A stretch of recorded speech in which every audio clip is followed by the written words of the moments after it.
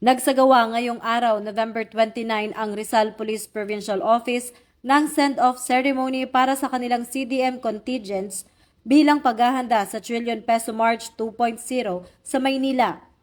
Pinangunahan ni Provincial Director Police Colonel Feloteo A. Gonzalgo ang aktibidad na tampok ang pagpapakita ng kahandaan, disiplina at pagkakaisa ng higit sa 300 personnel mula sa iba't ibang unit at istasyon ng Rizal PPO na itatalaga para sa seguridad, crowd control at peacekeeping operations sa naturang pagtitipon.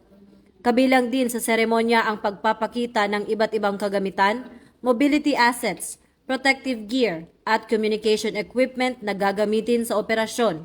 Binigyang diin din ni Police Colonel Gonzalgo ang pagsunod sa maximum tolerance, respeto sa karapatang pantao at profesionalismo ng pulisya sa pagpapatupad ng kanilang tungkulin.